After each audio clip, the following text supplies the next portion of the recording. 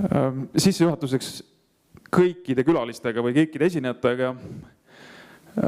Väike selline sissejuhatus, mis on sinu taust, kõik ei pruugi teada. Et seda ma arvan kõik teame, et sa praegu tänasel päeval mängid heal tasemel sulgpalli.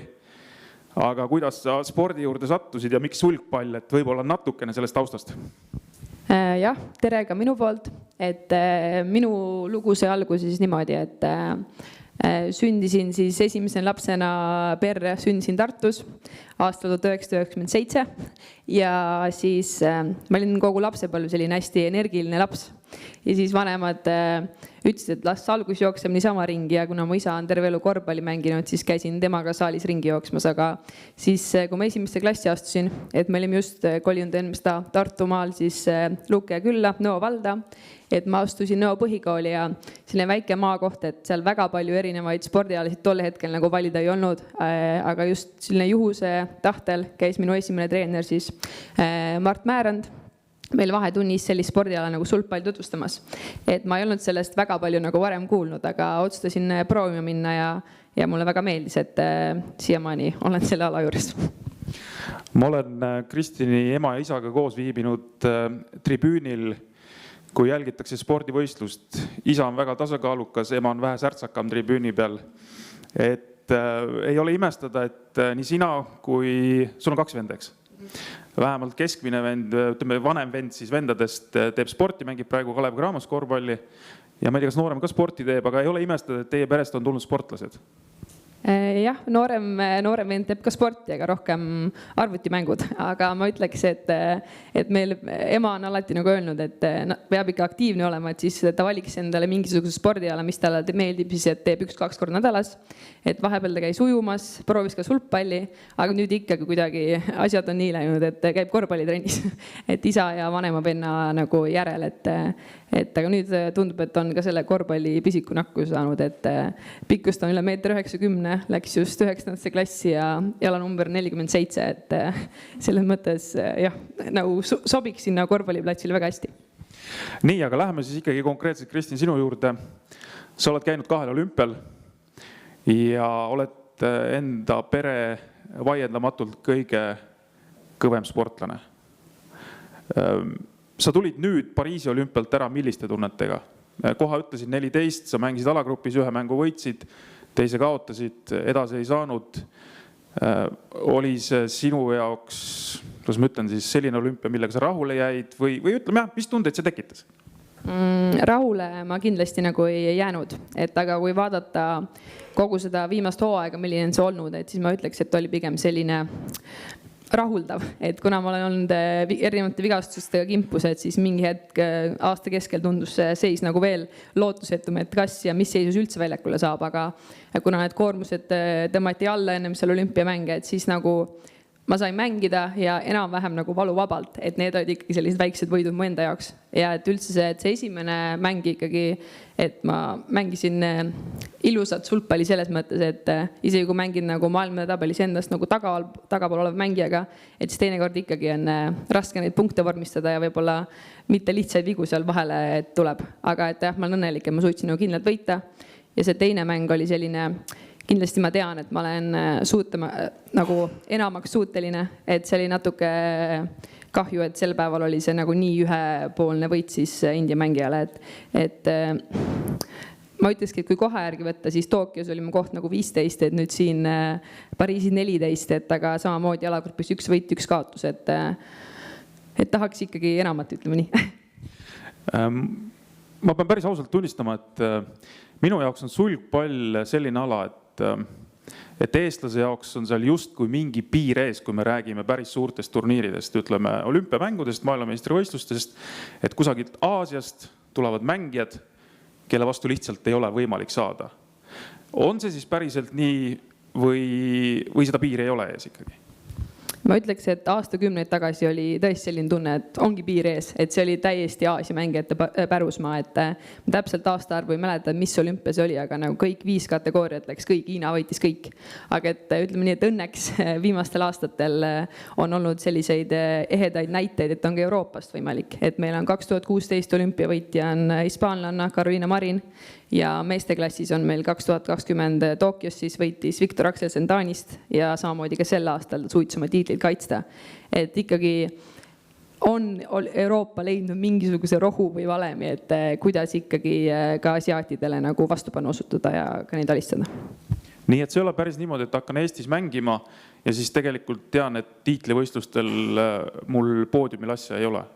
Jah, nii oleks täitsa lootusetu, ma ütleks mingis mõttes ikkagi trenni teha, et ma arvangi, et sellised näited, et samamoodi Hispaania ei ole kunagi olnud pikkade traditsioonidega või eriline sulgpallimaa, aga ühel hetkel on seal tipptasemel tegija ja olümpiavõitja, et see näitab, et tegelikult on võimalik, et sellised, ma ütlekski, erandid kinnitavadki nii-öelda reeglit, et selles mõttes on väga tore näha, eriti sellisel väiksel riigil nagu Eestil, et sulgpalli mõttes Hispaania pole ka nagu mitte keegi kunagi olnud seal Aasia keskel.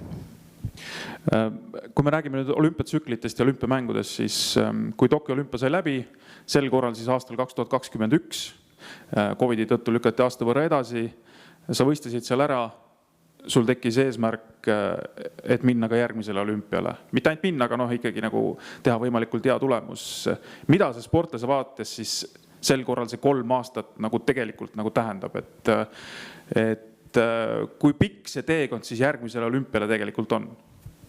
Mul oli see üsnaga nagu muutust aeg, et ma kolisin pärast eelmist olümpiat, otsustasin siis kolida Taani, et kuna Taani on siin Euroopas nagu kõige lähemal, mis on teatud nagu top 20 nii meestes kui naistes nagu väga mitmeid mängijaid ja ma olin varasemalt seal nagu treenimas käinud laagrites, et siis ma otsustasin nagu sinna kolida, et see sparringupartnerid ja üldse see kogu nagu treeningutase, et treenida endise maailma nagu nii-öelda number 1 käe all, et ma treenisin siis Peeter Kaade akadeemias, et ma olin kogu see 3 aastat seal, et minu jaoks oligi see mingil määral muutuste aeg, aga kindlasti ka väga õpetlik ja selline nii väljakul kui väljaspool väljakut minu jaoks aeg, et kuidas välismaal elada, kui tekivad vigastused, et pere pole lähedal, elukaaslast ei ole, et kuidas selle kõigega nagu toime tulla ja et kuidas nagu, kui väljaspool väljakut ei ole võib-olla kõige rõõmsam aeg, et kuidas ikkagi väljakul see kõik ära unustada ja et jah, paratamatult need mingil määral on ikkagi nagu seotud, et jah, ma ütleks, minu jaoks oli see õpetlik aeg. Ja kuidas need 3 aastat siis möödusid, et pigem oli rohkem muresid või pigem sa tundsid seda efekti, et sa oledki nüüd teises keskkonnas, sulgpalli mõttes võib-olla teine tase, et sa siis said selle sammu seal edasi teha, mida sa lootsid? Alguses kindlasti nagu ikka kõik oli uus, motivatsioon oli kogu aeg laes ja et kuna see oli ka nii uus keskkond ja treeningtundide arv nagu tõusis, et siis ka see areng oli nagu päris kiire ja silmaga nagu nähtav. Aga ma ütlekski, et jah, et kui need vigastused seda kõik nagu varjutama hakkasid, et siis oli nagu raske seda, kuna seda väljakul seda näidata ei saanud, et tegelikult, et ma olen arenenud ja mis asjad on nagu paremaks läinud, et siis ta oli natuke selline frustreeriv, aga ikkagi ma tean, et ma olen sammu nagu edasi teinud seal Taanis olles ja seda näitas ka see, et näiteks sellel olümpiale kvalifikatseerumine oli minul nagu tunduvalt lihtsam kui eelmisele, et ikkagi mu keskmine tase on tõusnud. Sa hindad enda mängu siis mingite elementide põhjal või mingite tulemuste põhjal, et kuidas sportlane ise enda arengut nagu hindab, mille põhjal kõige rohkem? Ma ütleks, et meie alal on nagu mitmed asjad kokku, et meil on ikkagi see maailmatabeli koht, mis näitab mingil määral, et see oli mul kõrgeim aastal 2022 lõpp, et 39 maailmatabelis. Ja siis ma ütleski, jah, üks on see enda tunne väljakul ja üldse, et kui sa suudad alistada, siis endast kõrgel olevamaid mängijaid. Et minu parim on siiani, ma võitsin Malaisias maailma 12 reketit, et see kõik jäi sellesse vahemikku, kus ma olin Taanis ja veel sellises, mitte nii-öelda vigastatud. Kas seal Taanis oli ka midagi sellist, mis sulle oli täiesti sellise vau-efektiga, pean silmas treeningute poolt, et mida sa poleks osanud võib-olla siin nagu ette kujutadagi, et mida tehakse? Ma ütleks, et seal on nagu see tehnilise poole pealt just, et kuna neil on ka nii pikad traditsioonid ja nii kõrgel tasemel mängijad, et siis kuidas sellele tunde nagu pööratakse rõhku. Et ka meil pööratakse selle rõhku ka ikkagi see tundide arvu vahe, mis juba igapäevaselt ja mis siis nädala ja kuu lõikus tuleb, on veel üüratu ja et pisidetailid ja et ma ütleks, see oli nagu üks asi. Teine asi ka see, et nagu mängijaid oli meil seal hästi palju rahvusvahelisi igalt poolt Indiast, Soomest, Rootsist, et oli lahe, et kuidas kõik nagu motiveerisid üksteist ja see treening tahe üldse ja see kõik kokku, ma ütleks, et ja kvaliteet kindlasti, et need asjad kokku. Kas ma võin siit teha järelduse, sellise üldistuse, et me ikkagi teeme vähe trenni? Päris seda ma ei mõelnud, aga ma ütleks, et alati saab rohkem.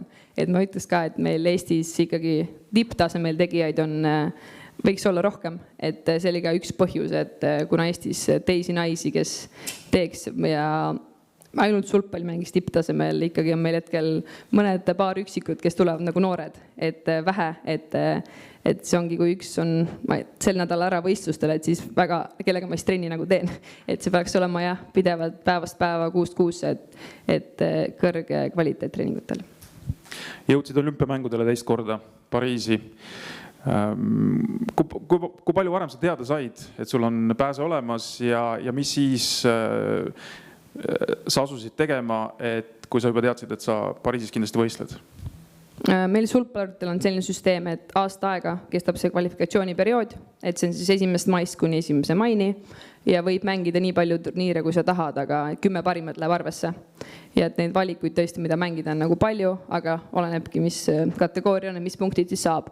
Et mul läks nagu selles mõttes hästi, et esimese poole aastaga mul oli juba nii palju punkte nagu koos, et ma tegelikult teadsin, et praktiliselt võimatu on, et ma sealt olümpialt juba kuidagi nagu välja jään. Et selles mõttes oli see kindlasti nagu rahustav ja et ma ei pidanud mõtlema, et kogu see ülejäänud nagu pool aastat, et äkki pean veel turniire mängima ja et seal tihti läheb nagu osad naised reisivad ja samamoodi mehed ikka kogu maailma läbi, et need viimast punkte saada, et seda stressi mul ei olnud, aga ma ütlekski, kui võrreldes eelmise olümpiaga, et siis oli ma teadsin küll, et ma olen olümpial peal, aga kuna keha ja vigastused olid kimbutamas, siis põhirõhk läkski sellele, et kuidas väljakul teha väiksema koormusega ja et need valud ja vigastused nii-öelda taanduksid, aga päris nagu lahti neist ei saanud, et selline keha tunnetamine, kuulamine ja võtad nagu päev korraga, et see oli, ma ütleks, võtmesõnad. Ja seda seisu tegelikult keegi teine ei tea peale sinu. Ma mõtlen näiteks Eestis ametnikud, ajakirjanikud, et milline see reaalne seis tegelikult on ja millega sa sisemiselt võitlema pead, et olümpiamängudel üldse esineda? Mingil määral kindlasti ikkagi selles mõttes ma pidin sulgpalliliitu nagu kirjutama, et kahjuks ma ei saa sel võistlusel osaleda, et olen taaskord vigastatud, et selles mõttes nad ikkagi olid kursis ja kui vaadata, et ma sellel hooajal, mis siis läinud hooajal mängisin kokku koos olümpiaga vist 4 turniiri, et siis see on ikkagi, tavaliselt on mul seal 14, 15, 16 turniiri, et peab seal mingisugune nii-öelda asi peidus olema, et miks see selline seis on, aga kindlasti jah, mis täpsemalt tegelikult sportlasega toimub ja mis tundeid ta läbi elab, et seda teavad võib-olla ainult lähedased või jah, kui ka nemad olid ka Eestis, et see oli ikkagi üksi ja ma elasin koos Rootsi sulgpalluriga, et võib-olla siis tema teadis sel hetkel kõige rohkem. Käisid olümpial ära, nagu sa ütlesid, said ühe võidu, ühe kaotuse. Tulid sealt ära sellise tundega, et teeme ühe olümpiatsükli veel? Ma ütleski, et pärast seda teist mängu oli küll väga nagu mõru maitsesuus, et oled pärast seda esimest olümpiat nagu 3 aastat ränka vaeva näinud, aga punkte said veel vähem kui eelmisel olümpial, et kuidas ma siis nagu, pole kuskilt nagu näha selles mõttes, et ma olen paremaks saanud, aga nüüd, kui natuke nagu aega mööda läinud ja keha ja hakkab nagu taastuma, et hommikul ja trenni minnes ei ole igalt poolt nagu valus, et siis tekib nagu tunne küll, et miks mitte. Kas see tähendab ka seda, et tuleks jälle leida siis enda jaoks uus moodus või mingi uus süsteem, kuidas üritada siis nii-öelda veel taset tõsta? Jah, et täpselt see ongi nagu hetkel, millega ma tegelen, et ma kolisin nagu tagasi Eestisse, et nüüd on põhi nagu baas on Eestis, Tartus, aga et nagu selle treeneriga, kes mul Taanis oli, et tema koostöö endiselt jätkub, et ma hakkan siis käima seal nagu laagris nädala, võib-olla vahepeal 2-3 nädala kaupa. Et see on praegu selline, et neid kahte asja nagu ühindada. Ja samamoodi Eestis ja kes meil üldse siin nagu Tartus mängijad on, et koostöö, et see on see eduvõti, ma ütleks. Mis see põhiline motivaator on, kui sa oled tegelikult juba hästi palju käinud tiitlivõistlustel, no sa tead, ütleme, seda taset, kuhu sa oled jõudnud maailmas, võib-olla sa adud ka, kuhu üldse oleks nagu võimalik jõuda, et mis see motivaator siis on, et veel, ütleme, 4 aastat ikkagi täiega pingutada? Ma ütleks, et number 1 on see, et ma tean, et ma ei ole veel oma võimete maksimumi saavutanud, siis ma ütleks, on see, et ma olen seda varasemalt välja öelnud, et Euroopa meistrivõistluste medal naisüksikmängus, et meil ei ole Eestis seda kunagi keegi saavutanud.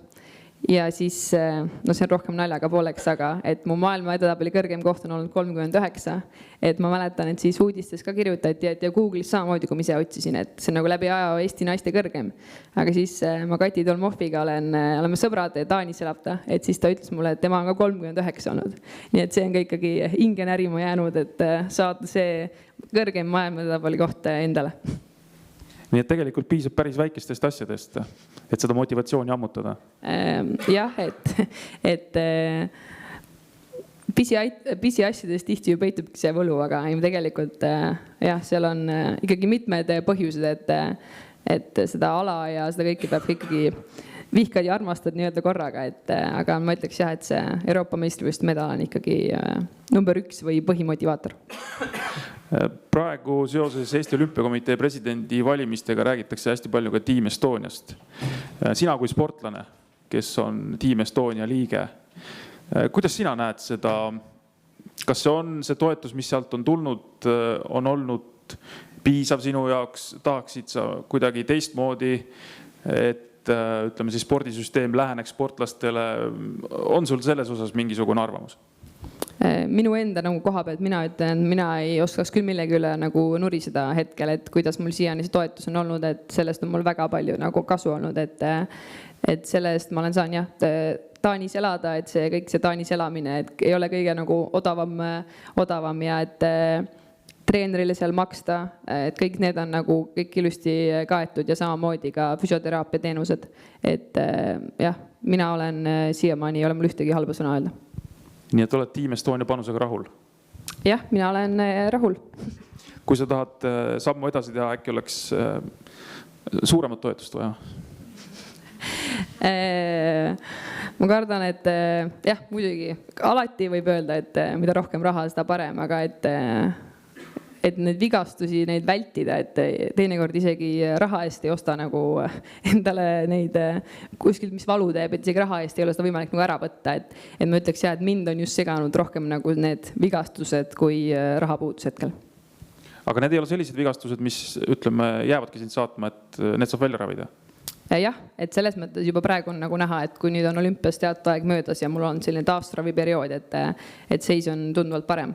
Et jah, ma nende põlvedega siin pigem aastaid juba nagu on probleeme tekitanud, et see on ka selline sulgpallurite põhiprobleem, et kuna sa kunagi ei tea täpselt, kuhu see pall tuleb ja sa pead ühte suunda väljaasteid tegema teise suunda, et siis nad saavad nagu sellist koormust ja väljaasteid tuhandeid ja tuhandeid kogu aeg, et siis jah, Madis Rahu juures olen päris tihe külaline olnud nende põlvede probleemidega, aga jah, et midagi nagu ma olen ennem jaole saanud, kui asi on operatsioonini jõudnud, nii et selles mõttes võiks öelda, et on hästi.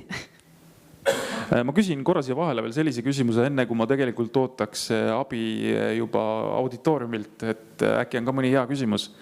Et kui sa läksid Taani, kas sa sellist tagasisidet ka said, et sulgpalli ABC on Eestist nagu saadav hea ABC Eestist, jah, kui sa hakkad sulgpalli siin mängima, kas sa saad selle algtõed, saad väga head kätte, näiteks anti sul mingid tagasisidet Taanis või sa just vaatad, et mingisugused elemendid on kunagi jäänud unarusse või õppimata? Ma ütleks, et kuna ma läksin Taani, kui ma olin 24, et siis need harjumused, mis sa oled juba ka valed harjumused endale sisse nii-öelda juurutanud, et kui ma 7-aastaselt alustasin, et siis neid paljusid asju on nagu väga raske muuta. Et ilmselt mul treeneril ka nagu, et ma olin selles mõttes nagu teistsugune õpilane, teised need taanlased kõik on juba väiksest saadik, nad algavad seda sulgpalli ABC ja tehnika on neil nagu 5+, et mul võib-olla oli see tugev 4 või seal 4 peal, et rohkem jõud on olnud alati see, mis on nagu minu tugevus, aga mingi piirini sa nagu ei saa lihtsalt jõuga, et sul see tehnika peab järele tulema. Et võib-olla nende jaoks jah, mingid sellised asjad, mis on nagu nii loogilised ja nad juba aastaid seda teinud, et minu jaoks oli nagu nende jaoks oli raske aru saada, et kuidas mul nii loomulikult ei tule. Et aga jah, et seda, et igal mängijal on oma plussid ja miinused, aga see tehnilise poole pealt kindlasti erinevad pettelöögid ja viivituslöögid, et kui hästi ja kvaliteetselt neid valdavad, et see on jah imetlusväärne. Nii, Jaagu käes on mikrofon. Kas Jaak, sa ise küsid või keegi teine? Nii. Ma küsin. Või maailmas on spordialad natukene erineva kaaluga. Jalgpall toob raha sisse, korvpallile tuleb peale maksta. Tennis toob raha sisse, sulgpall. Ma ütleks, et toob raha sisse hetkel. Ma saan öelda, et meil on selline süsteem sulgpallist on nagu liigad, siis on Saksamaal, Rootsis, Taanis ja et siis teatud klubi ostab nagu sulgpalluri ära. Et võib natuke võrrelda võib-olla jalgpalli või korvpalliga selles mõttes, et mingi klubi ostab see ära, aga kuna me kokkumängu ei pea harjutama, siis ma ikkagi elan näiteks Eestis ja näiteks tänagi ma lähen, et kell 3 on mul Tartust lend, et lähen Saksamaale mängima, et selle klubi eest ma olen seal 6. hooaeg. Et nad maksavad lennud kinni, kõik ööbimise ja ma saan siis palka vastavalt mängupäeva eest ja siis veel võiduboonus. Et jah, mina elan ära, et ma ütleks jah, küllaltki hästi. Oleneb millega muidugi võrrelda, et selles mõttes, et kuna Eesti keskmise palga näiteks võrrelda, et kui meil seal Rootsi sulgpallur ütles minu kõrval, et kindlasti kui tema käiks Rootsis ja saaks keskmist palka, et siis tal oleks lihtsam nagu Rootsis tööle minna, aga kui Eesti keskmise palgaga võrrelda, siis jah, hetkel mängin sulgpalli ja lähen liigasse. Neinar, ole hea. Aitäh. Ma ka otsin intriigi oma küsimustega, aga küsimus on pigem selles, et eestlane on selline inimene, kes tegelikult ei raatsi kunagi kiita ja tavaliselt, kui kõik on väga hästi, siis ta ütleb, et kõige kehvem just ei olnudki. Et see on kõige kõvem kiitus eestlase kohta, nagu öeldakse selle kohta, aga ma usun, et nii ei päris ei ole, et ka neid eratoetajaid on hästi palju ja alati unustatakse ära. Et võib-olla tahakski tänagi näiteks tänada, et kes sind on aidanud, et see sama toetaja ootab sellist tagasisidet, et tema oli see või teine. Ma mäletan, et ERR-is ei võinud isegi näidata sponsorite logosid mingi aega ja siis suusatajatel järjest kõrgemaks läksid kraed ja sinna krae ääre peale juba pandi sponsori nimi. Et on sellised ajad lausa olnud, et võiks sellise, või alati nagu öeldakse, et tänada siis või et kiita, siis see sponsor on järgmine kord nii-öelda kohe käe pärast, et see on selline provotseeriv küsimus. Jah, et see on väga hea väikene nii-öelda meelduletus, et muidugi tänada oma põhisponsorid, et näiteks on siis Lenne, et kes on mind toetanud nagu aastate vältel. Sumros Grupp, need on siis erasponsorid ja siis ongi Eesti Olümpiakomitee ja varustuse eest kannab hoolt siis juba aastaid Yonex. Väga tore. Kui sa koju jõuad, vanemate koju, siis ma pean silmas, siis on kook alati laual, ükskõik kuidas võistlustel läheb. Kooki kusjuures vahest on, vahest ei ole, ütleme nii, aga et ma ütleks, et pigem kui ma just Taanis elasin, et siis oli selline teadsid, et ma alati, mis võiks kapis olemas olla, on Eesti kohupiim ja tume Leigeri šokolaad, et nendest ma Taanis tundsin väga puudust, et neid kindlasti vanemate juures saan alati. Palun. Mina olen Arvet Vain. Kuulates Kristin Kuuba sõnavõttu olin rõõmus, et on spordis läinud emotsionaalselt ja ka tulemuslikult hästi, aga kurvaks tegi see, et on vigastused.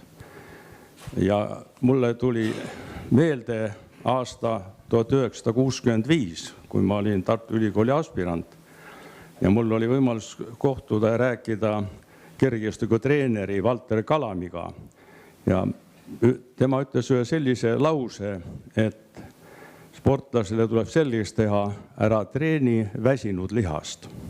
See lihast, mis ei ole taastunud eelmisest treeningust. Ja olles aspirant, olen ma tänase päevani selle asja üle mõelnud.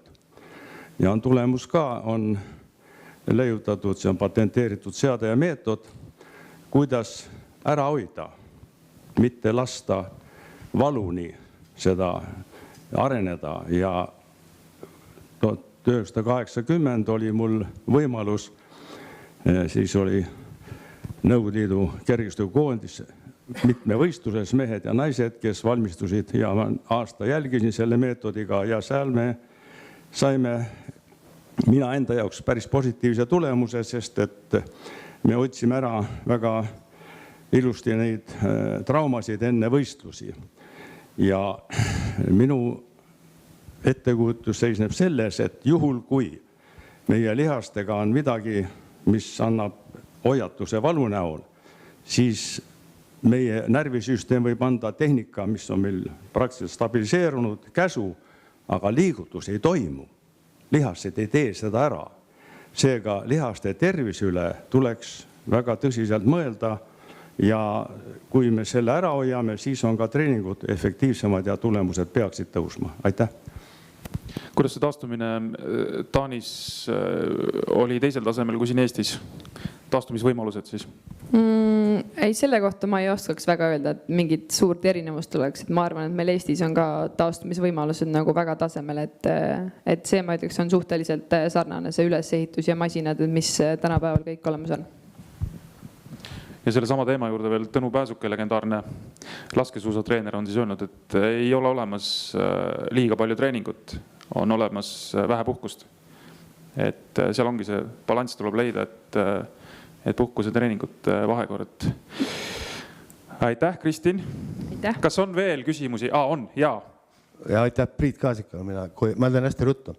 Mul on kitsas küsimus, mis võib-olla paljusid ei puudutagi üldse, aga sulgpalliselt kas üldse on? Ma usun, et on ja kui palju ta on, et see vastase analüüs mänguks valmistumise mõttes. Paljud enamad, kes pallimängudes, kui nalja eita, vaatavad televiisorit rohkem kui midagi muud. Et kuidas ta nagu sulgpallis on ja mitte ainult olümpia, vaid nende turniiride kontekstis ka, et 3. ring, 4. ring. See on enam-vähem teada, kes võivad tulla, eks ole, et kuidas see käib? Jah, mänguanalüüs on meil sulgpallis ka nagu väga tähtis, et kuna me tihti ei tea ette, et kes sealt võib tulla järgnevates ringides, et see käib tavalist nagu mängukaupa, vaatad ühe mängu analüüsid ära, siis vastavalt sellele võib-olla juba tead, kes on see nagu järgmine vastane. Aga et ma ütleks jah, et see on küllaltki nagu selles mõttes on meil üks äpp ka nüüd olemas sulgpalluritele, et mis ta täpselt näitabki ära, et kus need põhipunktid kaovad, kus sul enamus eksimus tulevad, kas eeskäänurgast võrgu eest või tagaväljakul tagantkäe poolt, et selline väga spetsiifiline, et jah, toimub see mänguanalüüs. Aga kes see teeb seda analüüsi? Mul oli see nii kaugel. Tavaliselt on ju nii, et meil siis minu Taani treeneriga, et ma vaatan mingi kõige viimase mängu, mis ma leian, vaatan sellest mängijast ära, kui ma varem mänginud ei ole, siis kirjutan, ütleme, kuni 5, tavaliselt selline 3-4 punkti üles, mis mulle jäid siis nii-öelda silma, et kas servida alustada näiteks pigem ette või taha servida, kas mis on ta enamus löögid, mis ta eeskäelt teeb, kui näiteks natuke hiljaks jääb, et sellised nii-öelda nüansid, siis ma saan treeneriga kokku, et kui ta on kohapeal olemas, siis mis tema nägi, võrdleme neid ja siis paneme paika tavaliselt, ma ütleks ka 3-4 punkti, mida siis mängu ajal nii-öelda jälgida ja vaadata. Ja siis vastavalt sellele hakkad mängima, et kuidas see nagu töötab, siis 11 punkti peal vaadata, oi, see ei tööta, siis proovid seda teist, mis seal kirjas on nii-öelda valikud. Ma võtan nagu selles, et kaasa, et ma sain aru, et sa ise teed seda suuremas osas. Jah. Selles mängus, mida sul vend mängib, siis korralikes kohtas on 3 treenerit selle jaoks. Jah, nii et kui rohkem raha oleks, siis mul on 3 analüüsimistreenerit plaanis. Veel. Jaa, palun, Johannes. Hästi kiire küsimus. Kristin, kas sa oled näinud seda Anett Kontaveidist tehtud dokumentaalfilmi? Ei ole kahjuks veel näinud, et seda Pealtnägija klippi, kus ta nüüd eelmisel nädalal rääkis, et seda vaatasin, aga ei ole, filmi ei ole näinud, aga kindlasti on plaanis vaadata. Selge, siis jätkuküsimust ei tule. no seal pealtnägija klipis oli rohkem ikkagi see, et kas pulmad tulevad või ei tule. Nii, aga aitäh, Kristin. Soovime sulle edu juba homseks või tänaseks? Homme on mäng. Juba homseks ja loomulikult terve olümpiatsükli peale ka ja et su eesmärgid täituks. Suur aitäh.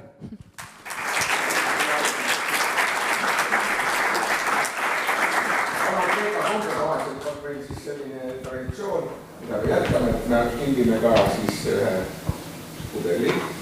Paneme iga kommevaatselt on see hommikul õli. Mitte midagi muud, aga sellepärast ma näitan, et ei saa